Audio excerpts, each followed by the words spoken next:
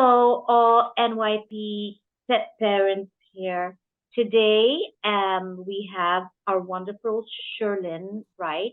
It's our fourth and last part of this four-part series. And Shiryln has been imparting so much nuggets of advice, wisdom, guidance in the past 3 weeks with us. And Shiryln, hi, how are Hi, you? I'm great. I'm great. So happy to be here. Yeah, I'm good. We're gonna miss you, but hey, we might rope you back and ask you a whole lot of different questions. But I think in the four parts that we're doing, you have definitely approached many subjects that we as pet parents need. You've answered many, you've guided us in many, and I thank you very much for this. Shiryln is, I have introduced her several times. You will see her incredible credentials um, here on my website and also at the bottom of the interview, at the end of the interview, and we will keep posting them. Today, uh, we are discussing a topic that is most pet parents are going to experience this, and I would say it is the worst day in a pet parent's life, the worst. And no amount of counseling and guidance is too much. You can always do with more. The topic is called Overcoming the Sense of Loss and Hurt. How can we see our animals passing in positive ways?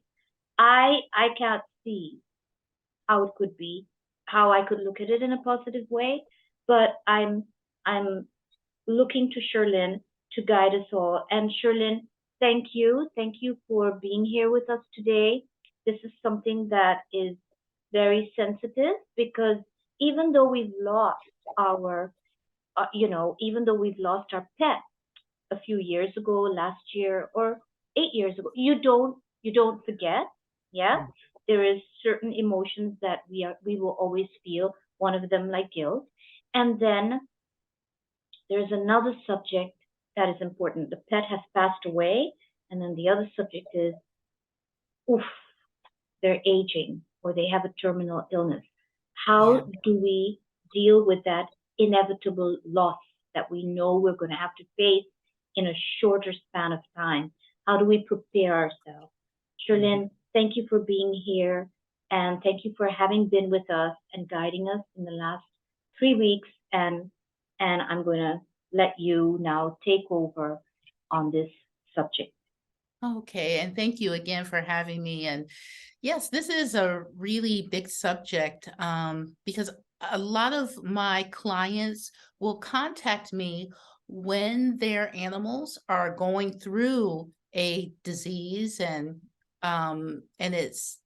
they've been told that the animal won't recover, as well as like the day or a few days after they've died, the the client will contact me because they want to know information. Yeah. So let's start with the process of them dying, right? And what a lot of like clients want to know is how to take care of the animal. What do they need to do so that they're comfortable, or or to make the passing easier? And a lot of the times the animals will say something like they just want to rest, like, or they want their favorite toy next to them. Or there's a certain spot in the room that they want to be. So they just want comfort things around them, and for their humans to be near them. Um, and that process, right? Because when, especially like if they have some sort of cancer or their kidneys are failing, like this kind of thing, Mhm. um, what the human will ask me is it okay for them to be like in the hospital, or do they want to be home? And Mhm. almost every time the animal says they want to be home. They don't want to die in a hospital. Right. Yeah, they feel more comfortable in an area that they know, right? Their home. Yeah. And so yeah, I was just thinking about one of the animals that had cancer and had died. Throughout that whole time, he wasn't eating, just drinking very little. And so the my client asked me to talk to him every day to see how he's doing, why he's not eating. And it's the same thing as humans. They'll say, well, I'm not hungry, or it hurts to eat, but their spirits are still so high. They're still concerned about the human. So they'll say, tell them I'm okay. Tell them that what they're doing is okay. Because that's what my human clients will ask. Am I doing enough? Should I do this more? Should I do that? And so it's the animal like comforting the human, saying what you're doing is fine as long as Wow. I'm comfortable. Yeah, yeah, So that's where, you're brought in for your services and clients ask you, we don't know what else to do. Are we hurting them? Are we causing them suffering? And that's where you come in and you communicate, and you don't have to be there personally. You can do it long distance with telepathy. exactly, exactly. As long as because sometimes, well, all my clients, they always send me a picture of their animal. So they'll send me like several pictures and of course the name, and Mhm. and they'll just give me a little bit of background just so that I'm familiar with them, because right, this is their family. So they want me to know everything about them so that when I'm talking to them, especially when they're under duress, right? When they're Mhm. sick, so I just befriend them. I just say, hi, I'm Shiryln, and I send them a picture of me telepathically. And what I do is I visualize that we're in nature, because a nature setting is really comforting for them. So Mhm. when they're under duress, I visualize this is where we are. So I invite them to the setting with me, and then we just sit and we just talk. And I just say, tell me what you need, where it's hurting, how would you like to be positioned, etc. And they share. Right. So I have, like I mentioned many times, so that everyone knows my family by now. I have five amazing, beautiful, furry best friends. Um, Last year, one passed away, passed on, and this year, three of my five are already getting on with with age, and I never ever looked at them as whoa, how old are you? Oh my goodness, you're already 13. I never looked at their age. I never perhaps wanted to deal with the fact that they're getting old. And I had them 12, 13 years ago. That's when I brought them home. And so when my Gina passed away last year, she was about 11, 12. And that was due to illness. And and so that happened all of a sudden. So that was one thing. And now I'm looking at them and I'm thinking, oh no, you guys are not going to leave me. But I'm seeing them getting older. I see them struggle with things that they could do. My golden retriever cannot skip and run the way he could before. And I adopted two more little kids, puppies, and the old Oliver would run and play with them, but he can't. He enjoys having them around. They make him happy, but he cannot run and jump and skip with them, and run after the ball with the others the way he used to. And Right. that hurts me tremendously.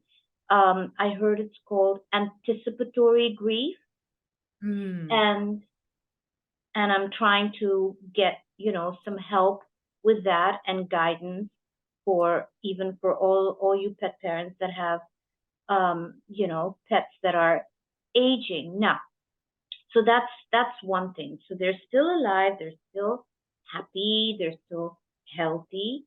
And like you said, so when that is going on, and I look at Oliver and I go, "Ooh, Ollie," and in my mind, I don't say it to him because I seriously treat them a little bit like humans. I humanize them, so I don't try and think in front of them about their passing, but what is the best way I can be with them when I know that there's a few years of healthy. Yeah. Yeah. The best, yeah, really, the best way is to be present with them, Okay. right? And to engage with them how they can be, right? Because yes, it's true. They're aging, they can't jump as much, they're not as active. However, they're still there supporting you. They're still there showing you like how to have unconditional love, sending sending you energy in their way, like love in their way, and guiding you. And that's really what they want. So, for us, I think humans more so than animals, because animals don't think about the future like that. They don't think, oh, I only have like 3 more years, so oh, I need to like take it easy, or I need to plan. No, Right. they're always present, which is They're in the one of the moment. biggest things that they're here to teach us. So what you're saying is be in the moment with them, enjoy this because this is our moment. I don't have to waste it on worrying about tomorrow or or reminiscing about the good times. Yeah. This is great, the moment that I have. Mhm. Here's a question. So, when my Gina passed away last year, I was not around. I had to be in another country where my mom lives, and she got sick. And within being diagnosed, the next day was surgery, and she was in Hong Kong. The next day was surgery, and I would say 30 hours after surgery, she passed on. And it was not only the saddest experience of my life, losing her, unbelievable within 2 days. Mhm. She wasn't even sick before that. So, she was sick one day, took her to the vet. Vet said, look, there's something going on here. Immediately, x-rays and whatever. She had a gallbladder that basically kind of, you know, um, so she had gallbladder surgery. I had to deal with losing her and not being with her. But I'll tell you what was the worst part for me was when after the surgery, the vet surgeon did say, look, Nita, and the vet surgeon warned me before the surgery, and she was fabulous. She said, listen, the chances of survival are slim. Do you still want to go ahead with this surgery? And I said, yes, of course. If there's a chance, I will. And and then the vet surgeon said, well, if she survives 48 hours, that would be a miracle, but then we are kind of getting now into the clear area. But the chances of her beyond 48 hours are very slim. She survived the first 24 hours. Oh, Shirlyn, I was on video, seeing her in the hospital. She was in, she had on her oxygen. She was looking at me. She was literally, I would say that the first time I've ever had a pet look at me into the camera. She was looking at me and everything. And then 30 hours after that, and the vet said, oh, it looks like she's okay. The vital signs are fine. 24 after surgery, we're getting into good mode.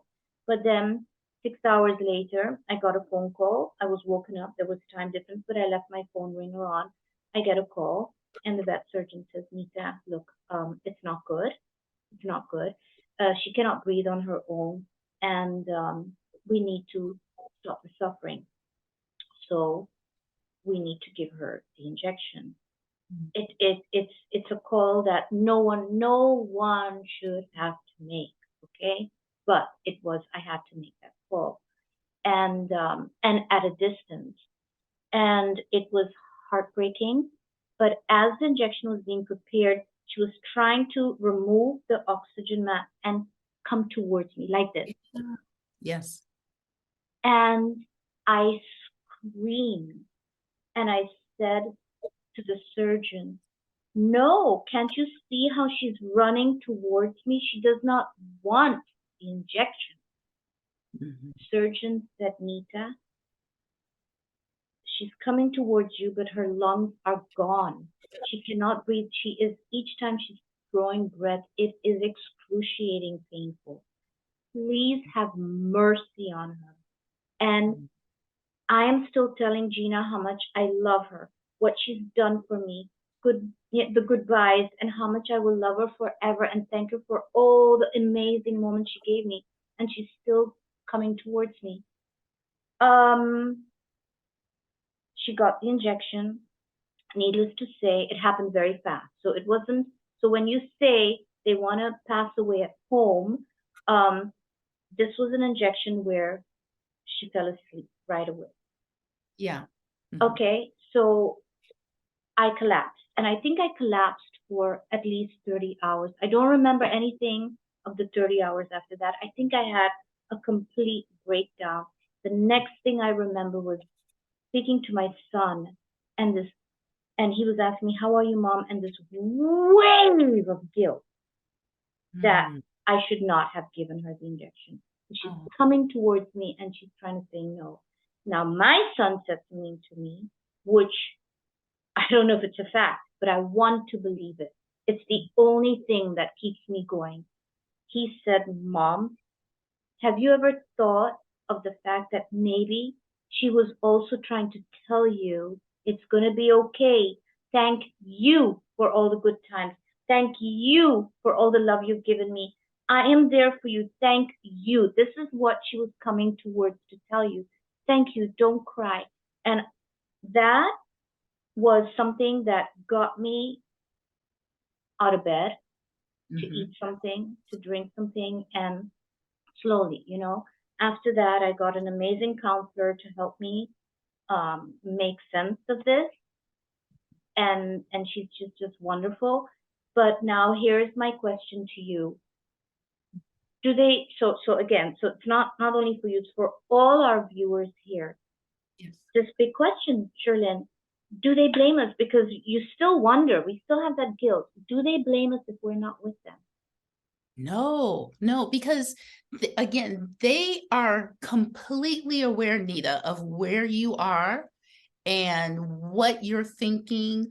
And again, they even know when you're leaving before you even are like packing your bags, because No they're way. so in tune. Yes, they're so in tune with your thoughts. I mean, because again, they can feel your emotions really strongly, and they can hear your thoughts, so they know what's going on. So with you leaving and your dog Gina getting sick, she sometimes, and this is what I've heard from dogs and animals after they pass, sometimes they know that they have to leave when the human is not around. I heard that.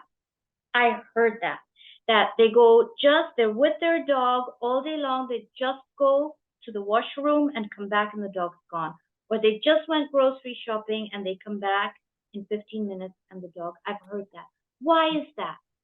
Oh, because they don't want to have you suffer. I mean, because if they go into some kind of like physical reaction, right? The first thing that it will it'll stress us, right? Well, we're panicking. We don't know what to do. Yeah. Whereas they know how to leave peacefully.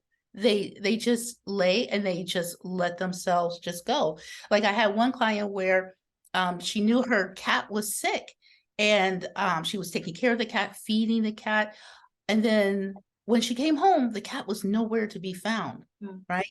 Well, the cat had crawled underneath her couch into a little corner and wanted to just leave peacefully and not have her find it like in the middle of the floor, right? And she walks in and then, oh my God, and having like thinking like, sometimes they think we're going to give them a heart attack if they see that we're gone, so it's their way of nurturing us, taking care of us as they pass.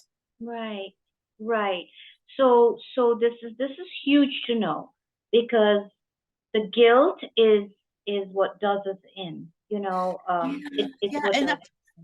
And I really want people to know, do not feel guilty, because and I agree with your son. What your son said was spot on, which is because that's what I was like picking up, and that's what I've seen too, where the dog is just, or the animal is just like looking at you, wanting to comfort you, letting you know that they had a great life with you, and like, and even giving advice. And remember, don't be so, don't be so don't work so hard, give time to yourself. And that's what one cat was telling me to tell, his her human, like, don't work so hard, take some time off, go on Right. vacation. Like, okay, this is what the cat is saying. Okay. And she's like, Right. oh, that's right, I shouldn't do that. I said, but these are the last words. This is the last piece of advice that Right. your cat wants to share with you.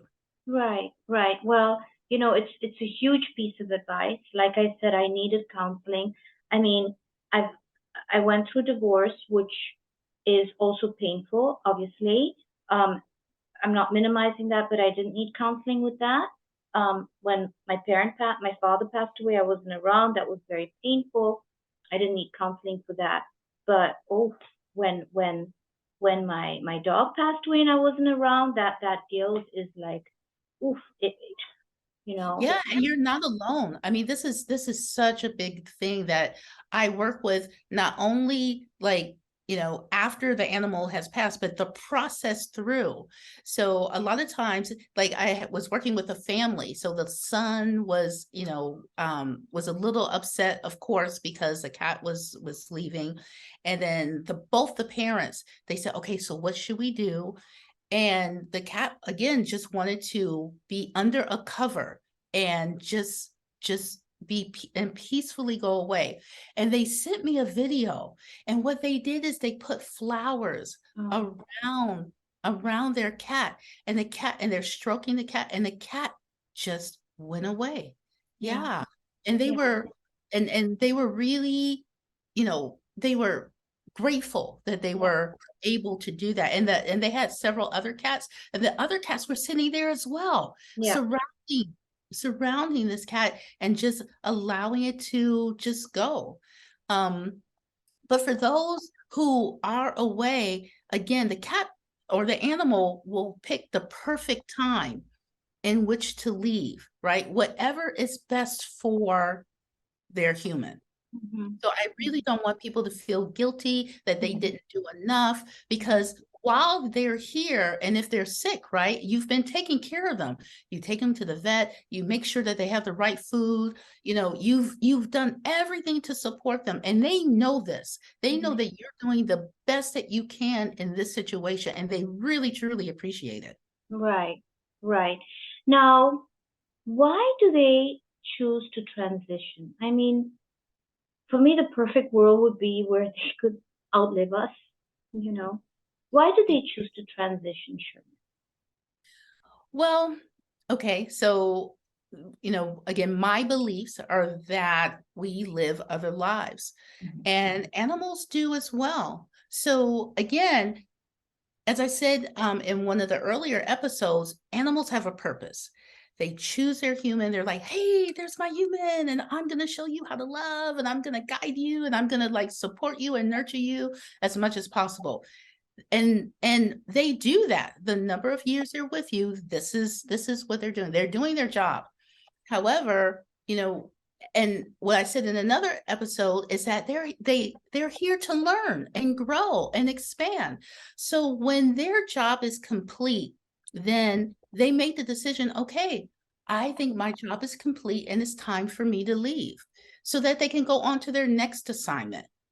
Yeah. And in fact, I remember there was this one cat, she died. The moment she died, she came to me. I think I mentioned it before. And I was asleep, and all of a sudden I wake up, and Yes, here's the cat, right? And there's this golden light that she's walking towards. And I'm like, oh, okay, right, leaving. And she right. says, yes, and this is the message for the human. I said, okay. And then she said, and I'm going on to the next one, but tell her whatever the message was. And then she just walks off. So they're not even feeling afraid. They know, they Mm. understand the whole process of, death, transitioning and going on. Right.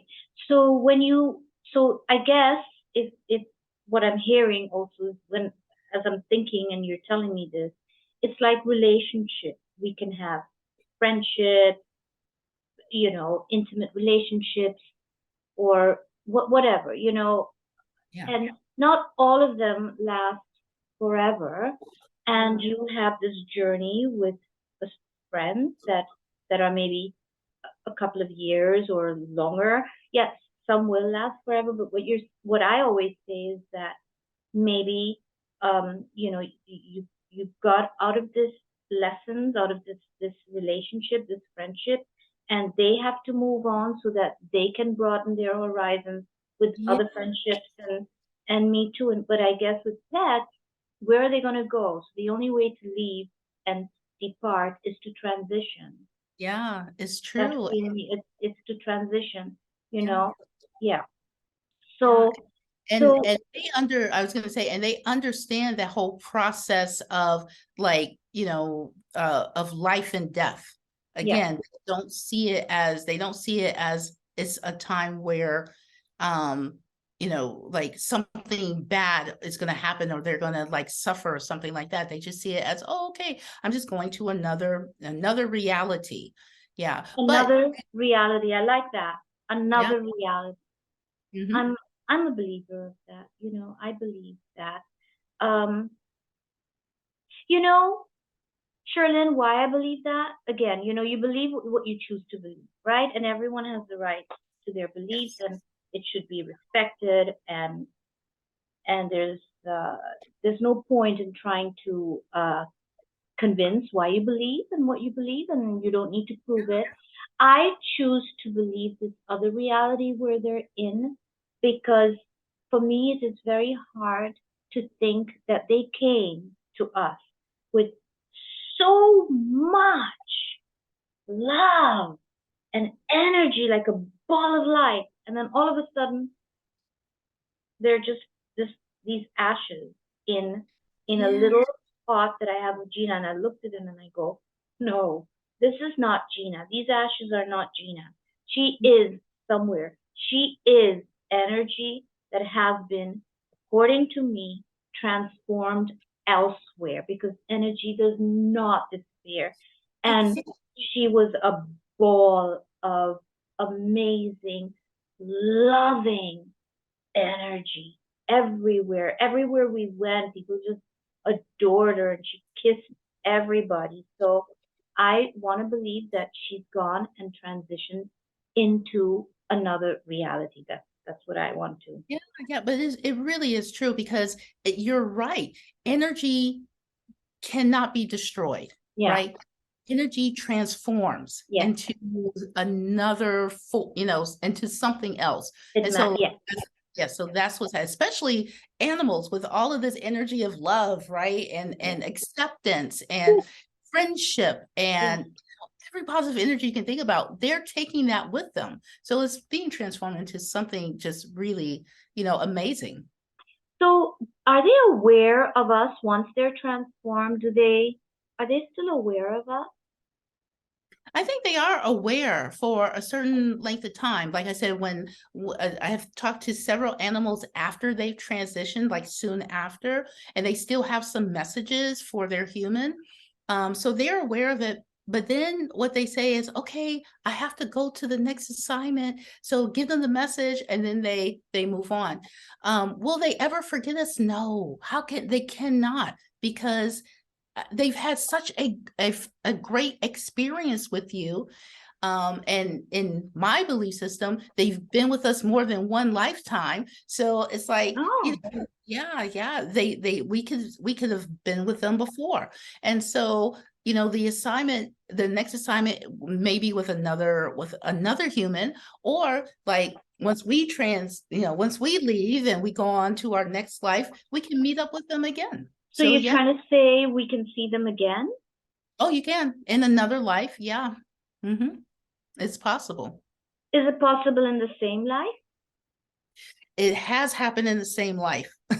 Yes, where and this happened actually with one of my teachers where he saw his animal again. So when he was a kid, he had a dog and loved that dog. And then when he was in his 60s, he got another dog, and he was very intuitive, and he said that was the dog that he had when he was a kid. It was Well, the same life force. Yeah. well, I'm telling you, Shirlyn, right? By George, if I'm wrong, but my two uh babies that I adopted in July, just past this July, um, they were adopted, and I brought them home, and their foster parents said, "Oof, thank God that they're two brothers." And they, like I mentioned several times before, I'm like, okay, great, cute, adorable. Thank God I have two babies, new babies in the house, and whatever. And now can you give me their medical records? And the foster parent said, yes, I will. But I'm so glad that you adopted them, because each time they were meant for adoption, it fell through for some reason. Like, okay, I'm happy to take both of them, two brothers that I don't want to separate. They came to me. I didn't really know how old they were. I kept being told they're a couple of months old. Well, they weren't. They, when I got the papers, to see date Mhm. of birth, they were born on the day Gina passed, on the day March 22. So we have March 22, end of July. What does that make? 4 months where Yeah. they were stranded in a shelter. 4 months. Adoptions, 3 adoptions fell through. None of them wanted both. All those 3 adoptions wanted one or the other, one or the other. I come in July and I go, I want to fill my house with more love, because I have more love to give too. Not that I wanted, but I have a lot of space in my heart to love more Right. pets. And so for me, we walk around telling people Gina sent them to us. It didn't occur to me that they could be Gina. No, I'm not looking at it that way. I'm not treating them like Gina. I'm Yeah. They are Bodhi and Moksha. So Yeah. there's no way that I bring those memories of Gina to them. They are they are entities of their own, and they bring their own beautiful, loving gifts. But we are all here a strong believer that it cannot be a coincidence, Shirlyn. Like, how could, cannot. I agree. There are no coincidences. Not in this case, where adoptions keep falling through, where they're 4 months in a shelter, up for adoption every day, and they're so cute.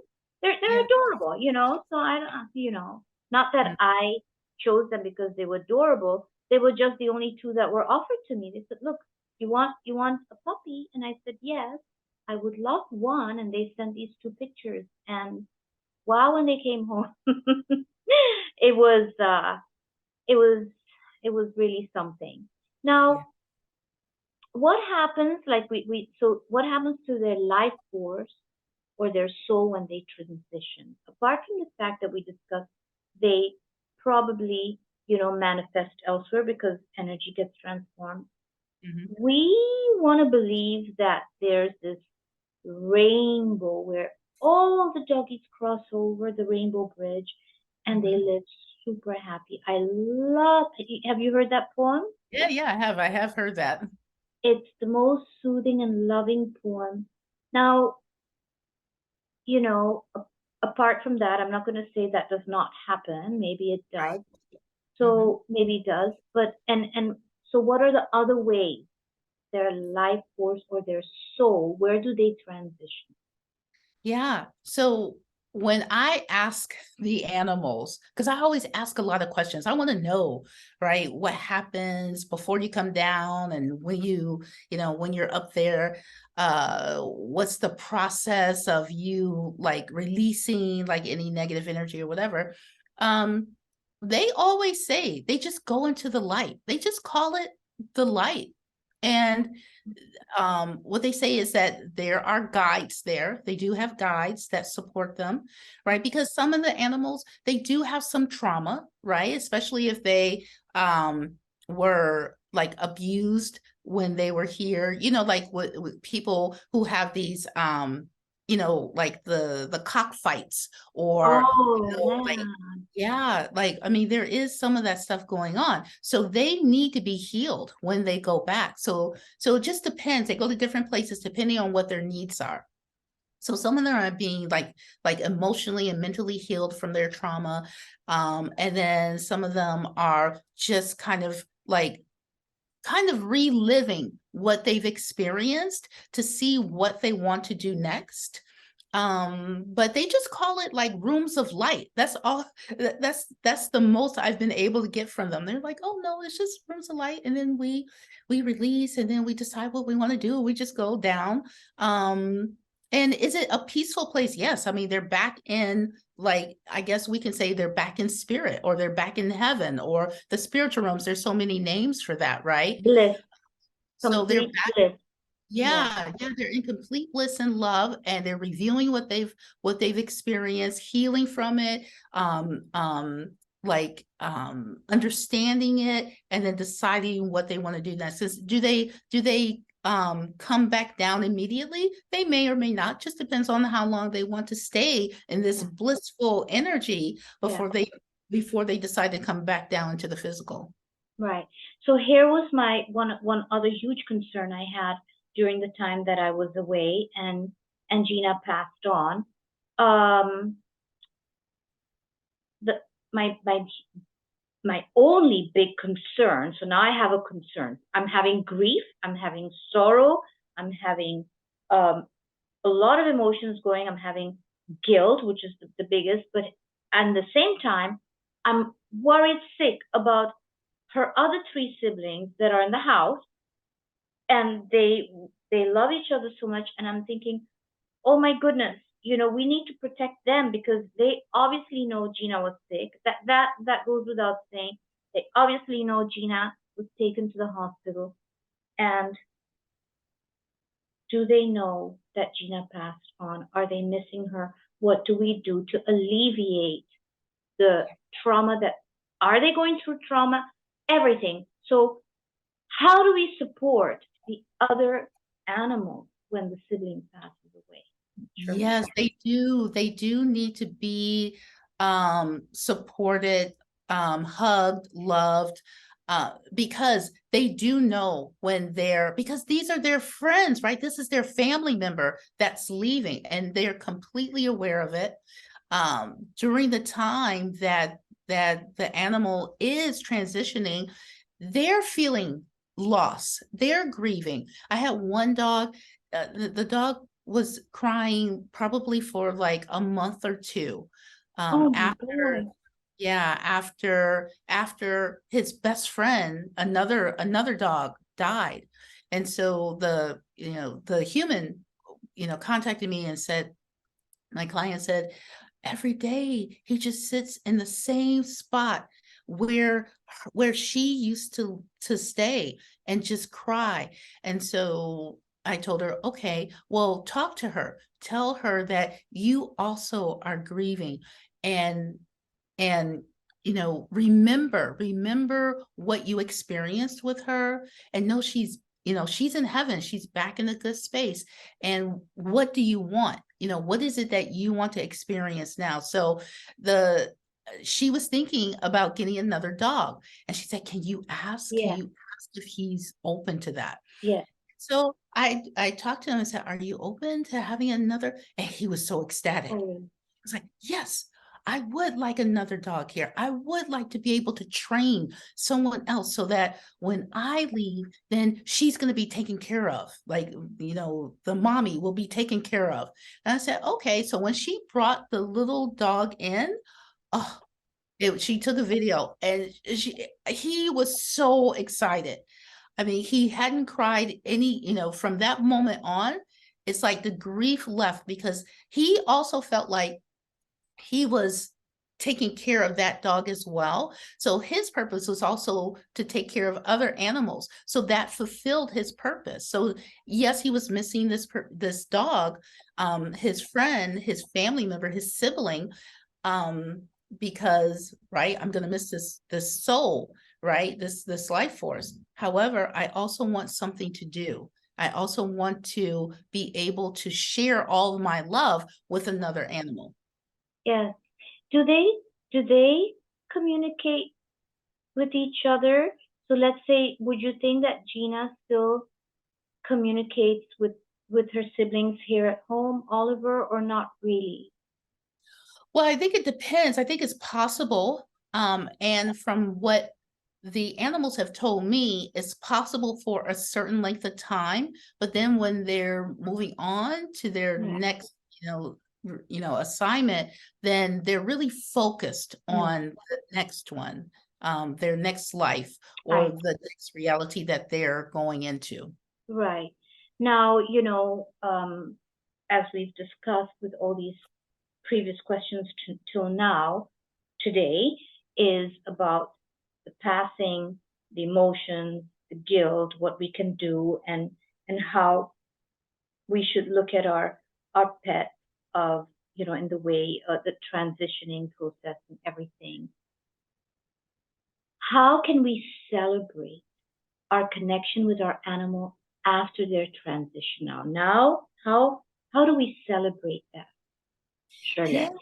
yeah. It's like having a celebration of life, right?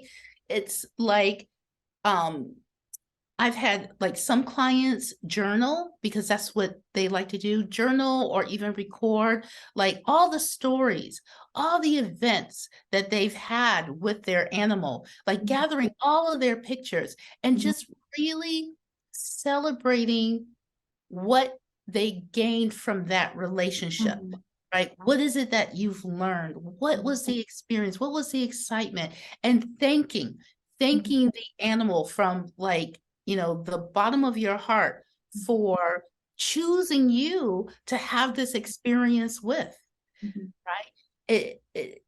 Yeah, that's the best thing that I have found helps my clients mhm, is again having this celebration, not looking at it as, oh, I have lost, this my friend, my family member. Yes, you have, and there's grief there, right? mhm, But let's and it's just like what we do with humans in our lives. mhm, Take that grief, and don't beat yourself up about it. mhm, mhm, Grieve. You mhm. may grieve for years, Ah, yeah. and it's okay. This It's is how we okay. release. Yes, It's this is how we okay. release.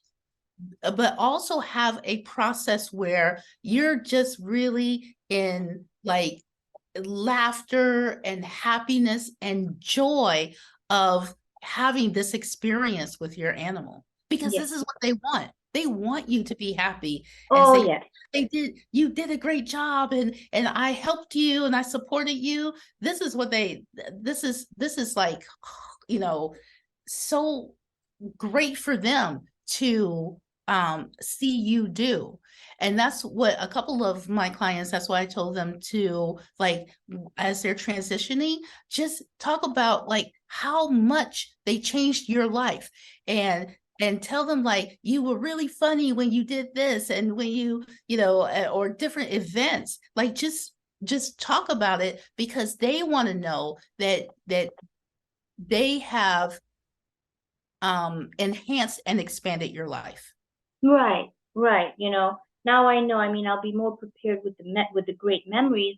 But when that happened to me out of nowhere, I could not sit there and reminisce about the good times at that moment. All I could do was keep thanking her and thanking her that we had good times together and how important she's been in my life and how grateful I am that she chose me to be with, that she chose, us to be with.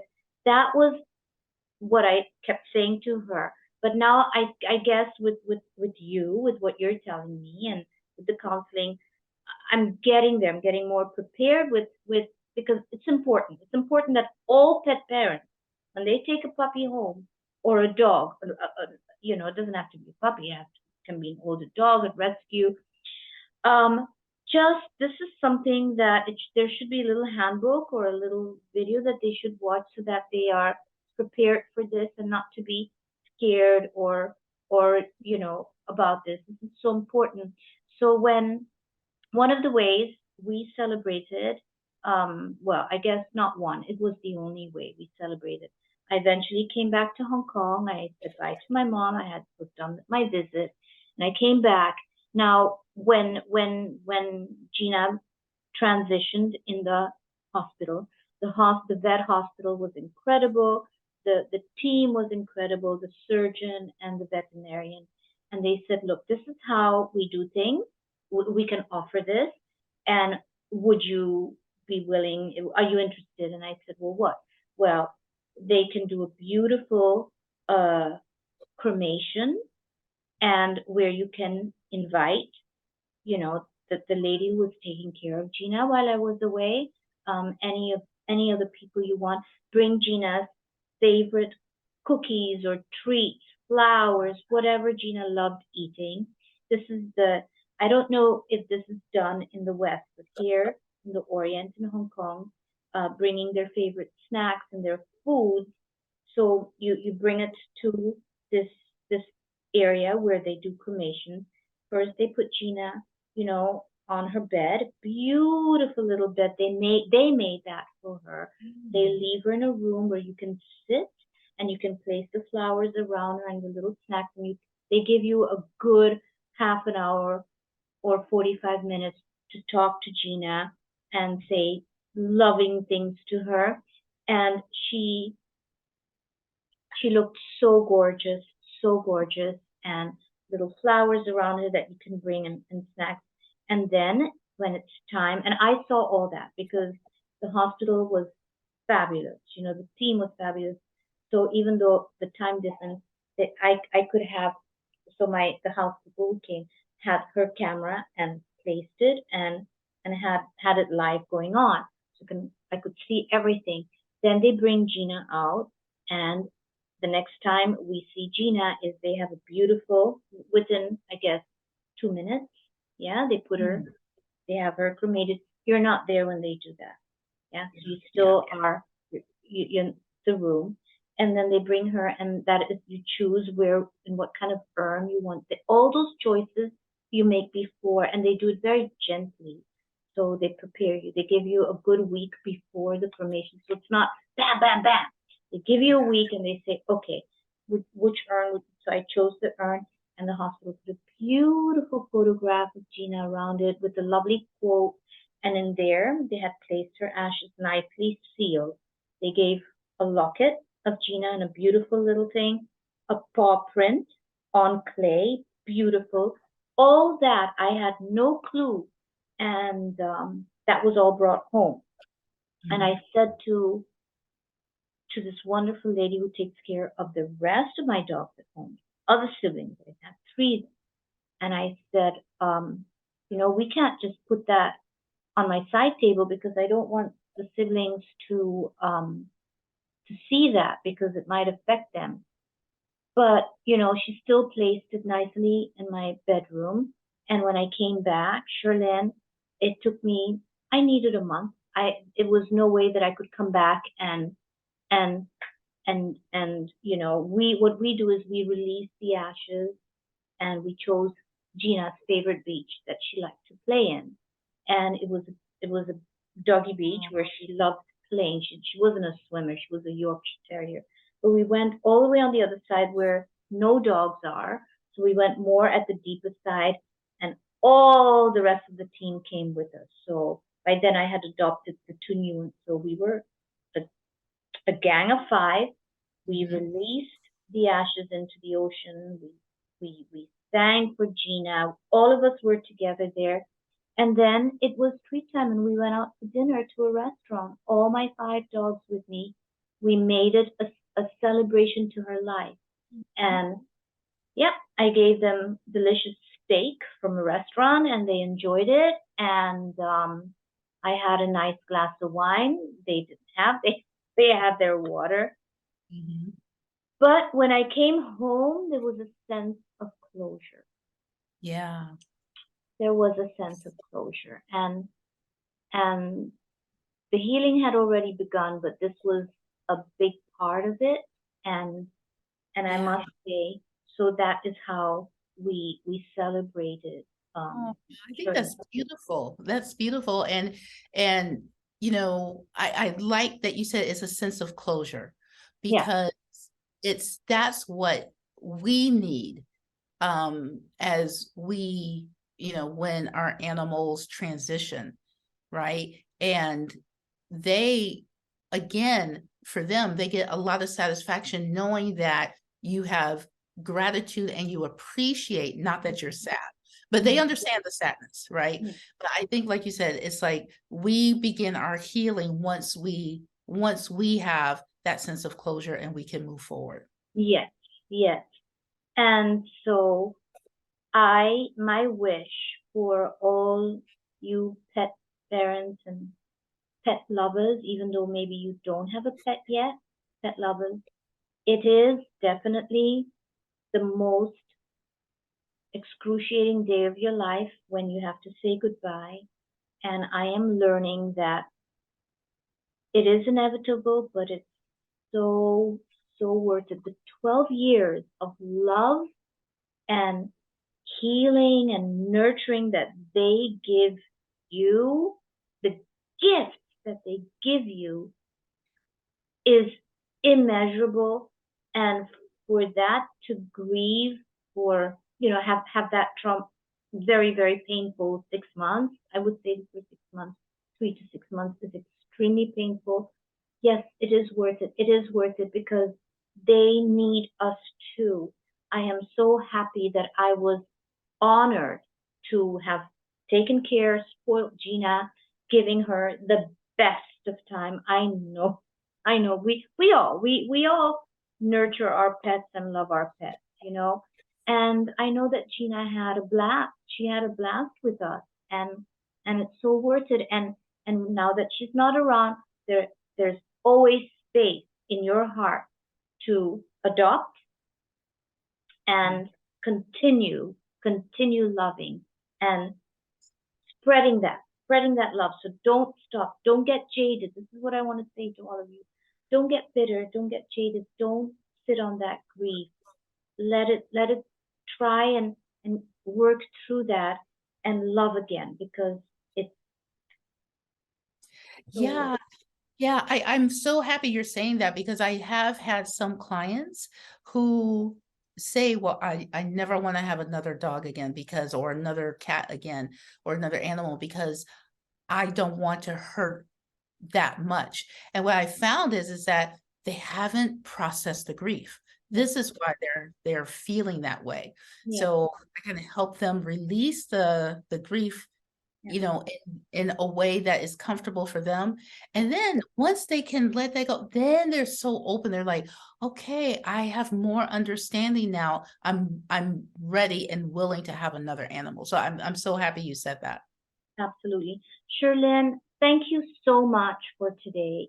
And I want to again ask, so our viewers that are watching you and are going through either have already lost their pet or seeing that, oh, my pet has been diagnosed with, let's say an example that I know of a friend of mine with bone cancer. I mean, the pet has bone cancer and has been told by the vet, listen, you know what? 3 months, 4 months, make his life comfortable at home and stuff like that.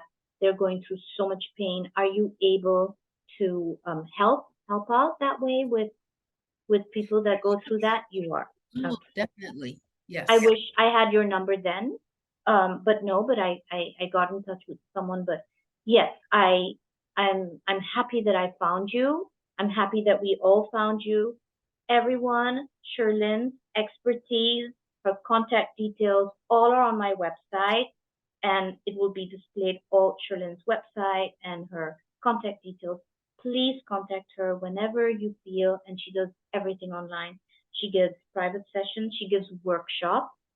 workshops in terms of communicating, learning how to communicate with them and connecting with them, and then through your pain, how she communicates with your pet, and all that she can do long distance. And I'm telling you, Shirlyn, this is golden. I can't wait to start 2 of your workshops online. Yeah. And thank you so much. Oh, you're welcome. And thank you. And I'm thanking your audience for being open and just, having animals support our life forces. Support our life forces. Absolutely. Love, respect, support our life forces. Thank you, Shirlyn. And I hope to see you soon. We all hope to see you soon again. Yes? Yes, But all of Yes. you get in touch with her. Her email address will be all here. It's all here on our website. Please do. Bye, everybody. Bye. Bye. Take care.